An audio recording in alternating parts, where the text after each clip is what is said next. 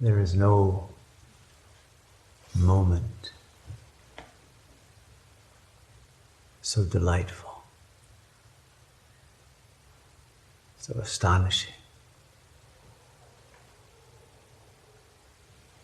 so blissful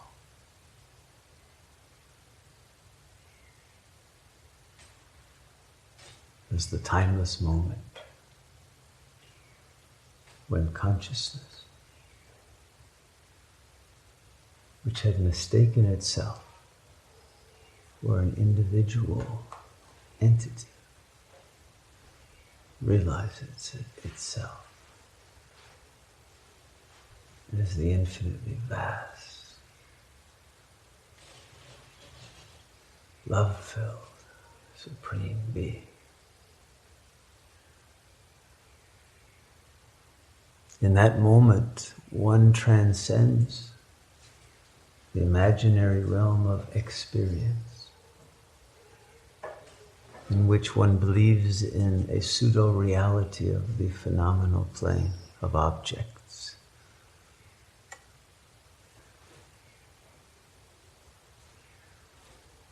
And one is never fooled again by believing in that plane as real.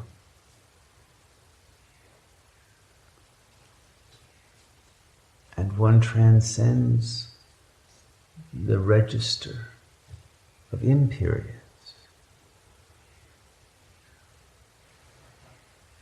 in which the ego mind dwells and festers as a parasite upon consciousness. And one realizes that even that realm has no reality. It is Maya. The only real dwells in the realm of Sumerians, the sum, the totality, the peak, the ultimate, the supreme unity of all that is, and that you are that.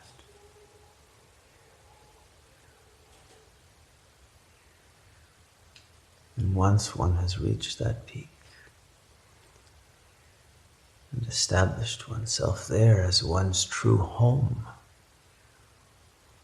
one need never come down again. Just as one day we may never come down from Arunachala, and this will be an eternal retreat. But that moment of establishment in Sumerians, in the supreme, pure consciousness of the transfinite, infinity of infinities, is the deepest yearning and destiny of every spirit who is already a part of that vast single self.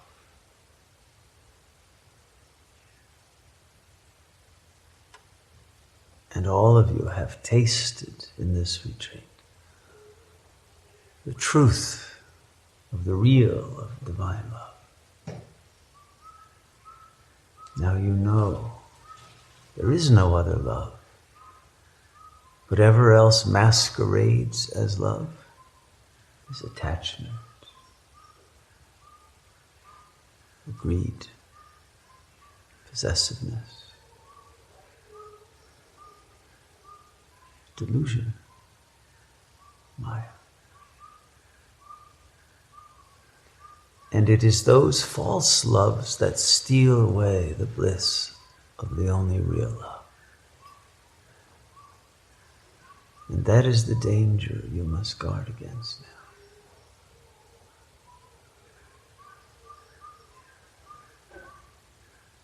If anyone still thinks, I am a mother and I love my child, mi amor, this one, whether son or daughter, is the special one, then one is not only cheating oneself, but Chidin, who you consider the daughter, because the daughter, the son, each is a manifestation of Shiva, as are you.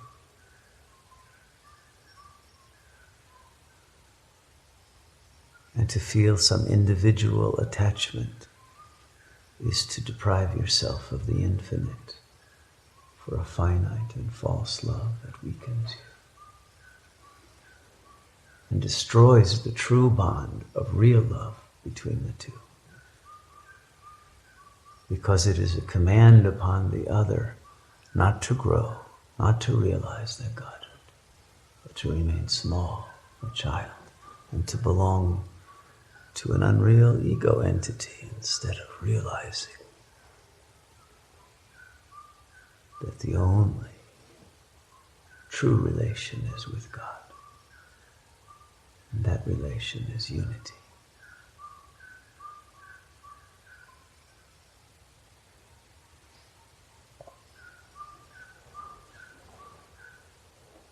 And so in order to be liberated into Godhood, we must be freed from the bondages of false loves.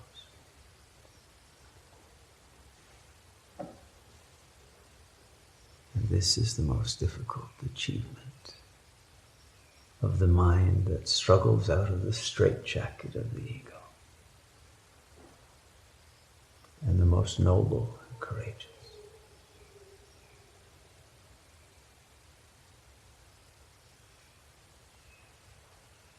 It is the roar of the lion, of the victory over Maya.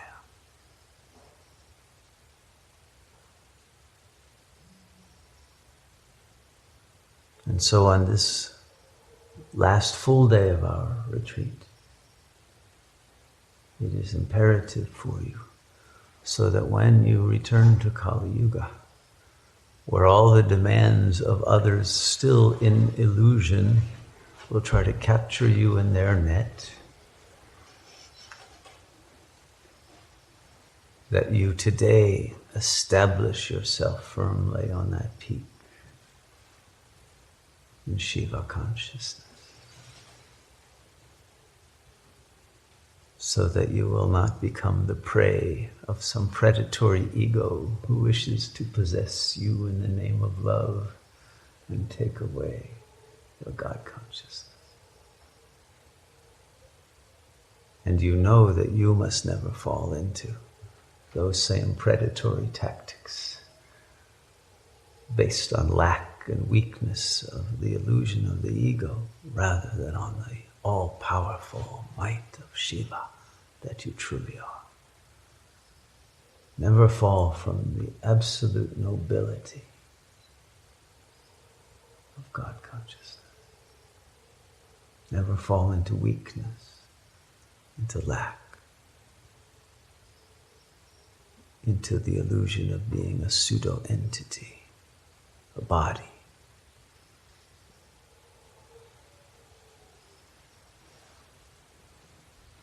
But you are the infinite spirit.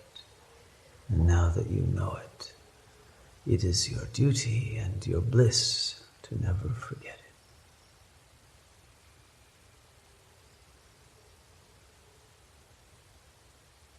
And it is the bliss of all. Because the one who remembers their Shiva remembers for all and transmits that to all.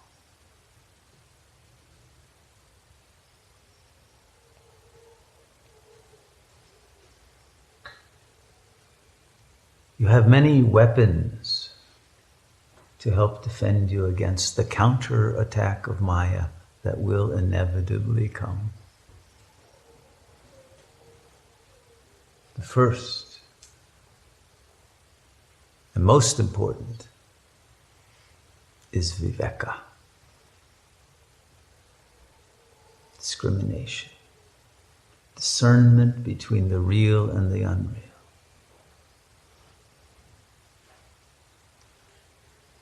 And what happens is we start to get lazy in our practice of viveka.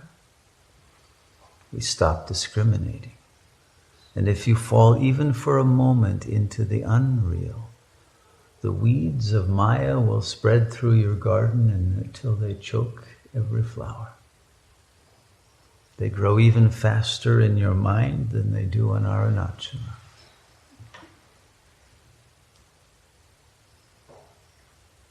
Don't let it happen. And every thought of the ego mind is a false thought. It's unreal. And if you buy into it, even for a moment, if you entertain it or indulge it will capture you and choke off your God consciousness. And you would lose the precious bliss that you have attained. So instantly uproot every weed, every ego thought, as it arises. Refute it, and return to the silence of the divine presence. The peace, the love, the bliss.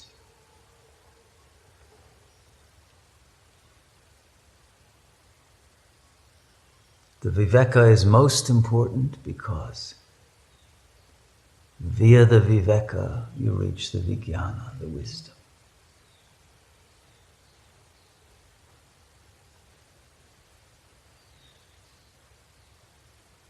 That acts as the fertilizer of the garden, of the flowers, of the beauty,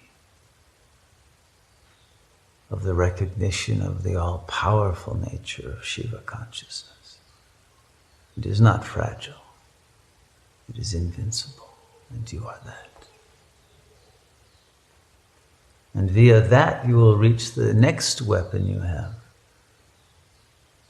the highest and most subtle, which is vairagya, detachment from all the maya, from all the false relationships, from all the pseudo-love, from all possessiveness, from all greed, from all fear, from all anger, from all the pseudo-emotions that will try to capture the consciousness. And that detachment is the all-powerful dissolution of that maya. Because the detachment from maya is automatically the reunion with God,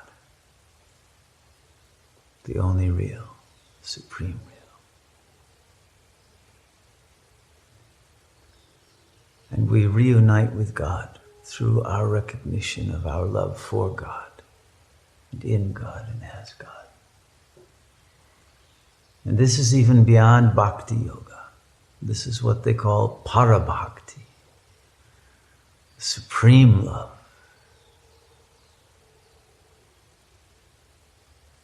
And that supreme love no longer even permits a weed to take root in the garden.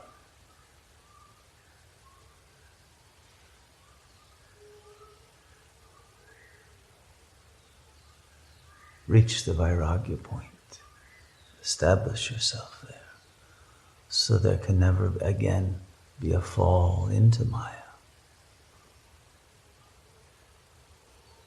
Raise the flag of liberation. And never let it be overturned by maya. You are already great Mahaviras, great spiritual warriors. You have proven that.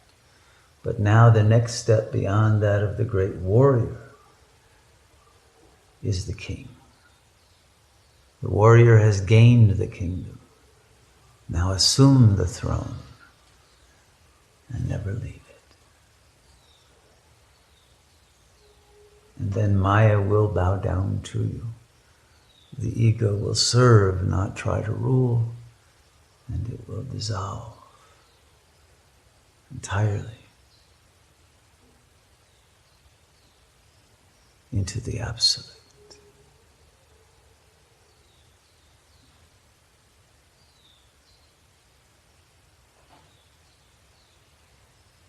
Use this day to plant that flag of the supreme liberation.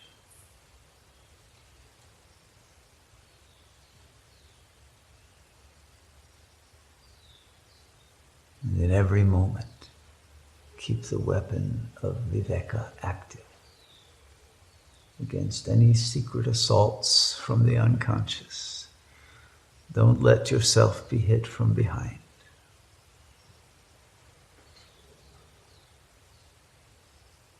Shiva has eyes on all sides. The all-seeing eye of Shiva has no unconscious.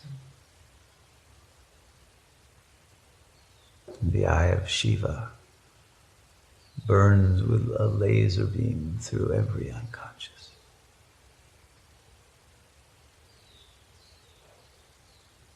And where there is the supreme light, there can be no darkness. Keep the torch of that light held high.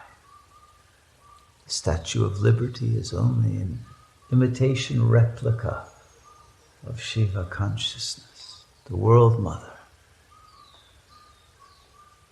She too now has been defiled by the very land where her statue has been erected. But we must restore all lands to the purity of God, for this earth belongs to God. It was the very lie of private property that destroyed the holiness of our sacred mother. We are the property of God. The ego cannot own any property.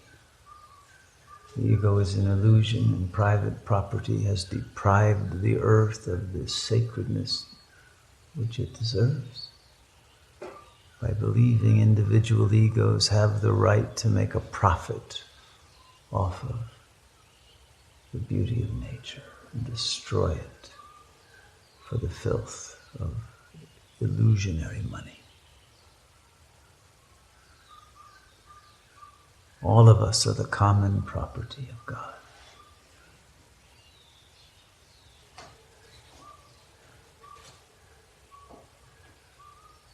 And because we are God, we can walk proudly on this earth,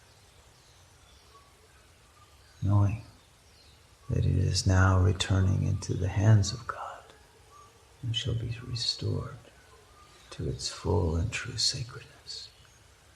And it is our love and our empowerment and our truth that is the catalyst of this restoration. Through God's grace of working through each manifestation that we are.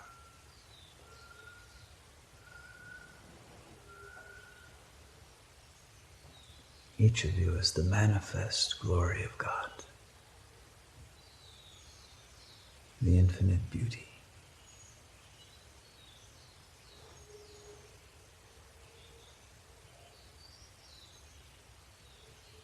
Always live up to the truth of your being. And you will always have the support and the power of the Supreme One with you, in you,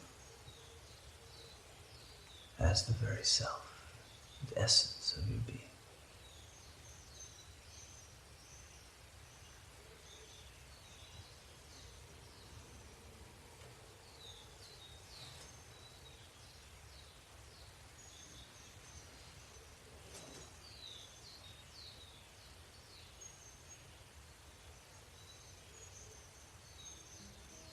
May you dwell in eternal bliss.